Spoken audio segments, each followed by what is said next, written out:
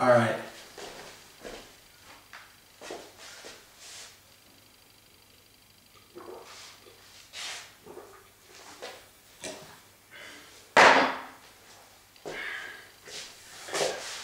I have to make this real quick because I want to reach the band before it closes. It closes like in 2 hours, so you know,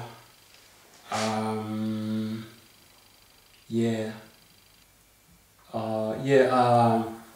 like I said, all what I'm saying though, they're all written in my on my profile. You know, I'm going to talk about my homelessness in Liberia now. I was living in Monrovia, you know. That was like now you know my age. I'm going to tell you all that in a somehow chronological order, right? Not quite, but I'm going to be telling the years because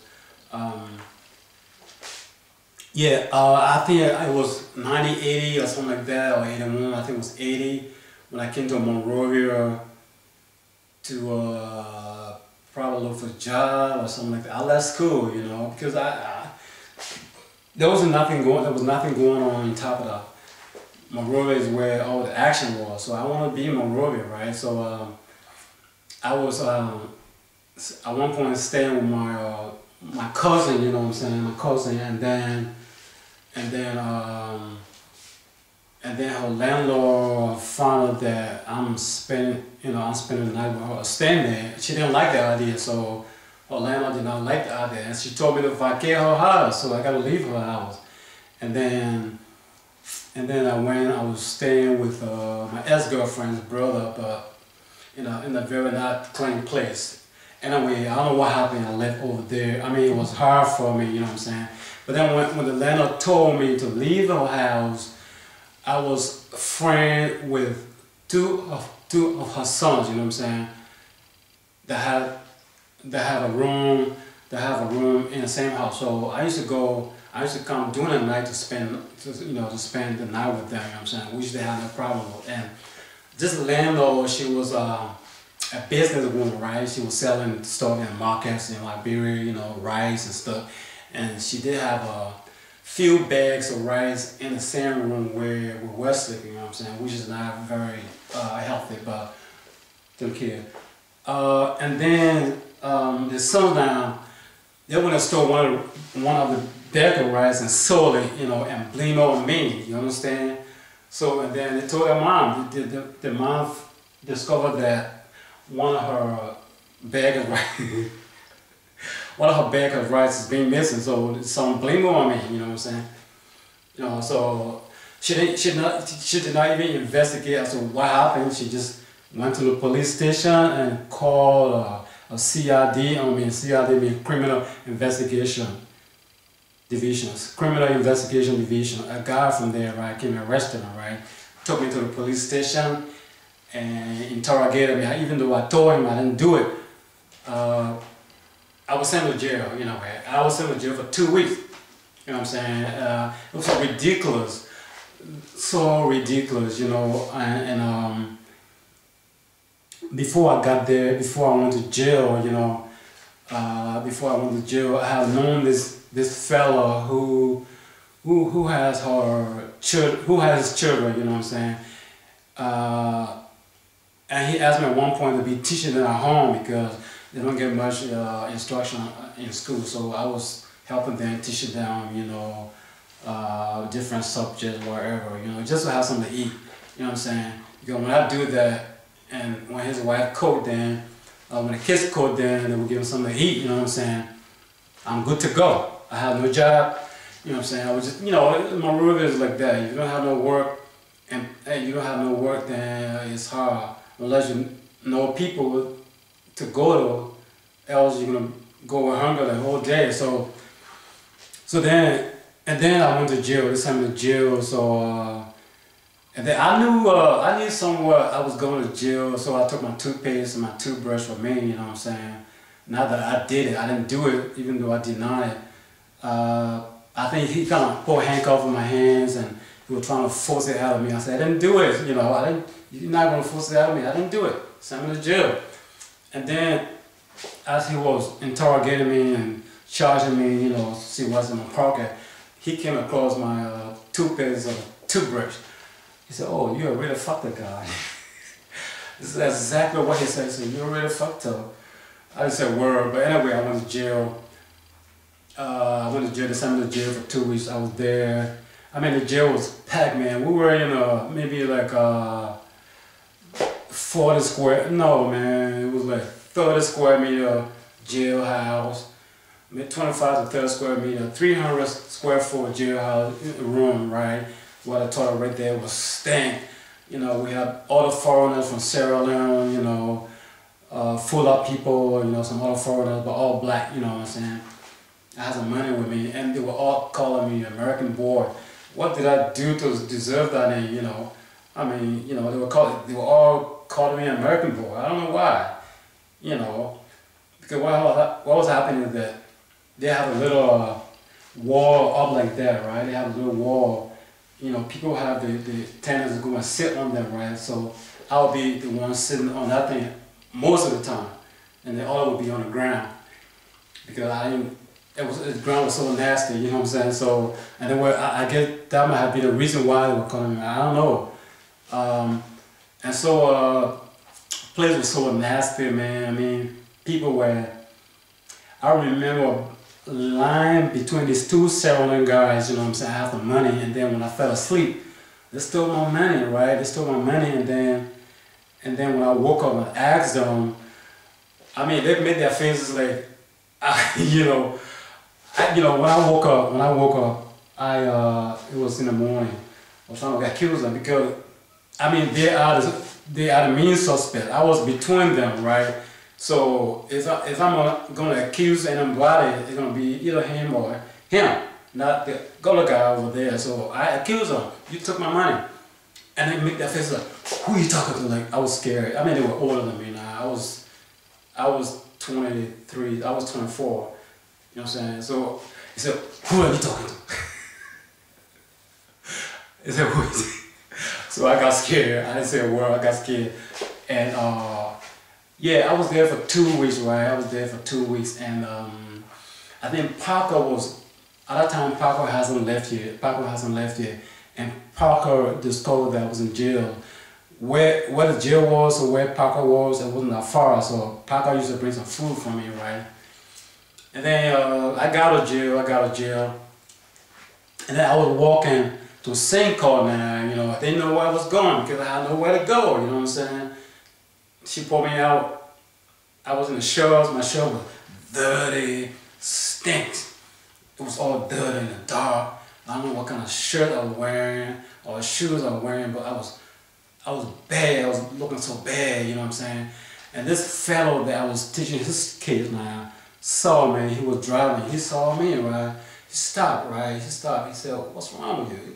You know, he's a good guy. You know what I'm saying? There are some good people out there. He could have just passed and said, look at that dirt. You know, but then he stopped and said, what's wrong with you? You know what I'm saying? What's wrong? I said, well, someone accused me falsely and they sent me to jail and I just got released. So I don't know what happened. I might have gone to his house and take a shower. I don't know. Where did I change? I can't remember. But I don't even know where I slept. And then a few days after that, I became homeless, you know what I'm saying? I ain't got nowhere to go.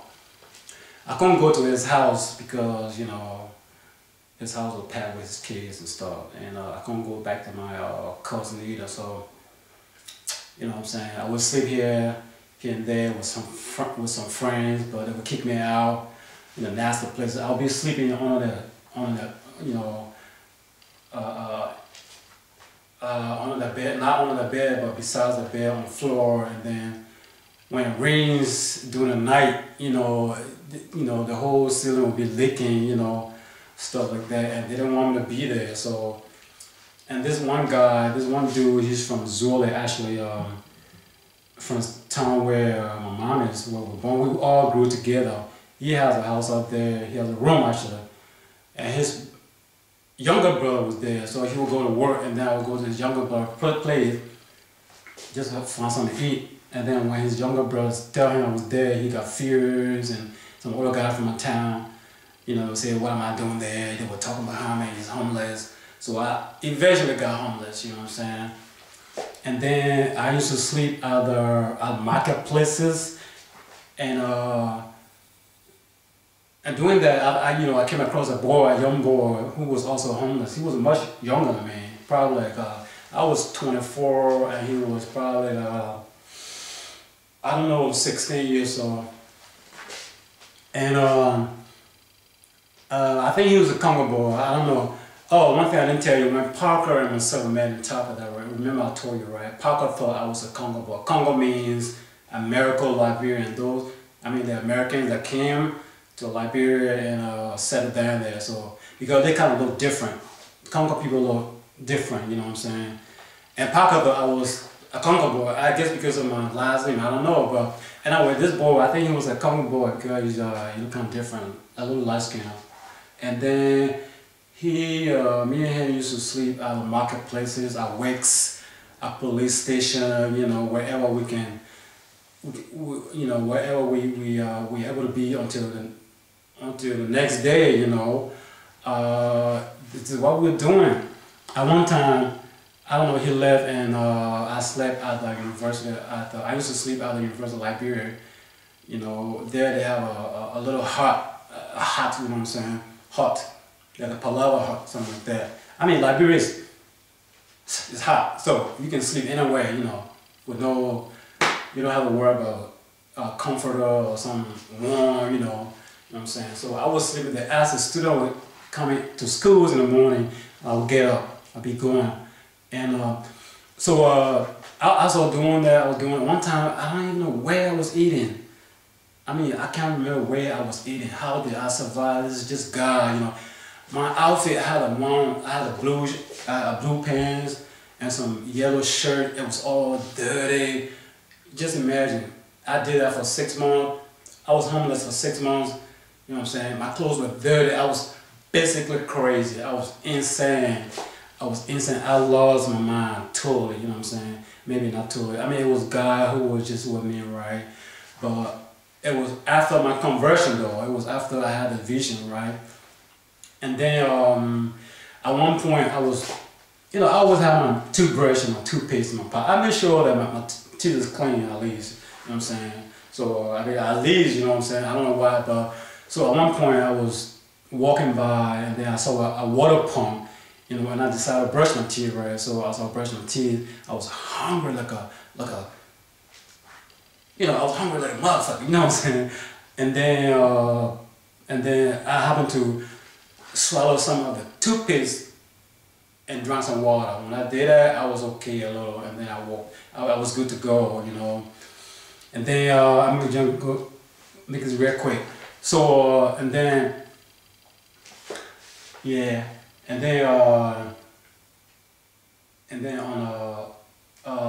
this dude called Josiah. And myself are from the same town, we are from Zola, where our mom is from. You know what I'm saying? George, I think he might have, his father has his house in Monrovia, right? He and his sister Elizabeth Shadway were there, and I was teaching Elizabeth's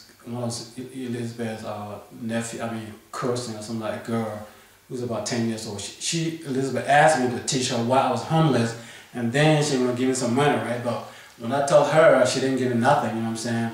I said, okay. So at one point, George asked me, hey, Ken, right? Well, those days I was named Stanley. Let me tell you, I haven't told you. My name I started with Samuel, right? Samuel is the name I was born with.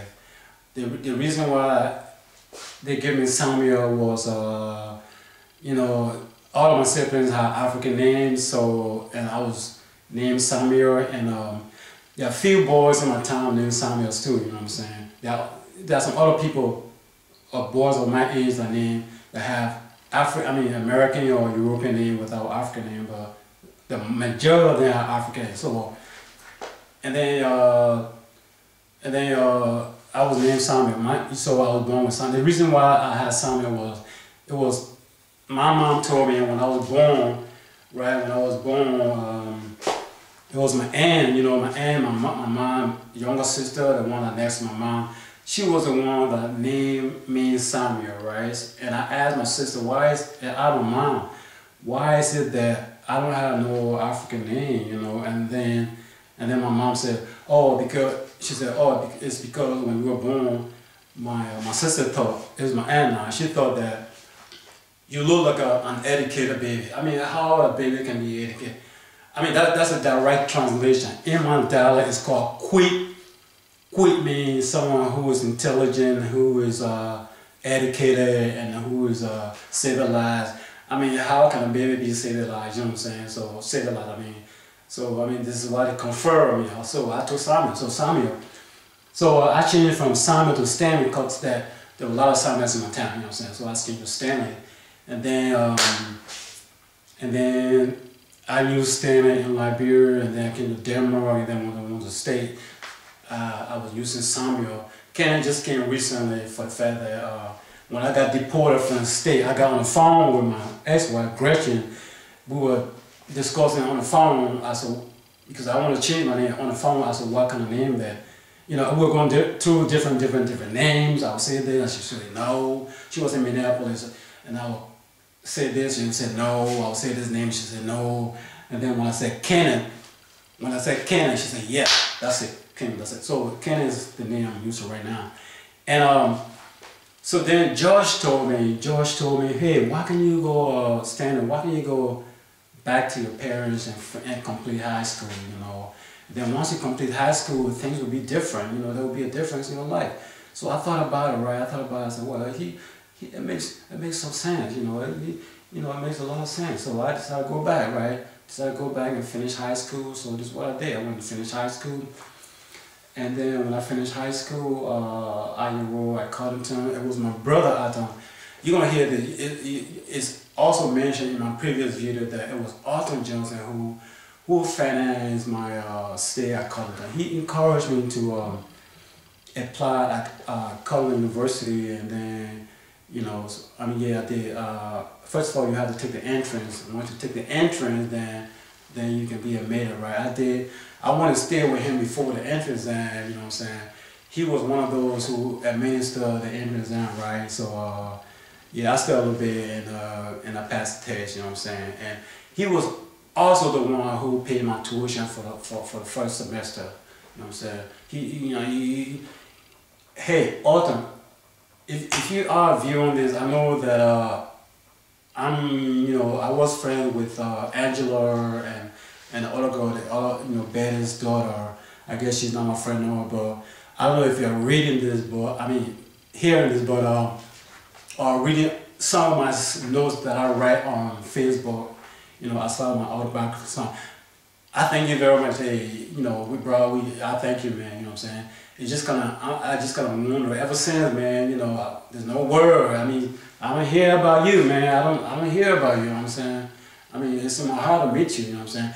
But anyway, Autumn was the one that encouraged me to apply, and I got accepted. And he volunteered to pay my tuition for the first semester. I remember Autumn saying, I can help him to go to Covington, then he can find his own way. So exactly what happened, you know what I'm saying? Before I went to Covington, Autumn had a nice house in Monrovia. Like I said earlier, he was an instructor. He wanted an instructor at Covington, so he planned on the side. So he had a girlfriend on campus. Actually, his girlfriend was a nurse, a teacher. She was also an instructor at Covington, right? Jifa. So Jifa was an instructor there, and they both were dating. So, and she has a nice house out there. So it's where Autumn spent most of the time. Autumn was house at home. So I was in our house, but when he's at home, then I would cook for us. You know what I'm saying? Autumn he's a little bigger than me. He's a stout guy. But we look very much alike. People would think I'm his younger brother, but he's actually my younger brother with a few months. Autumn also have different mom. We have the same dad, but it don't really matter. You know what I'm saying? You would think he and myself from the same mom because we do look alike. But anyway, that was that. So yeah, as George said, my library make a difference. You know, there was a difference in my life. You know, and then that was there. And then when I was like out of Covington is where I met Lena. So I think I'm gonna stop here. Go to right there.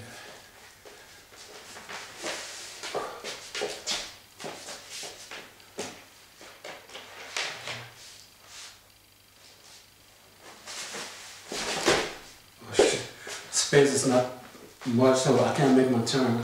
Hold on. Go like this.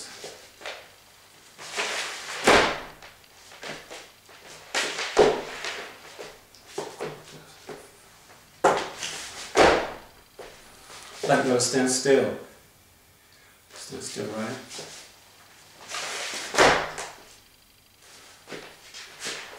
To the left too. Shit like that.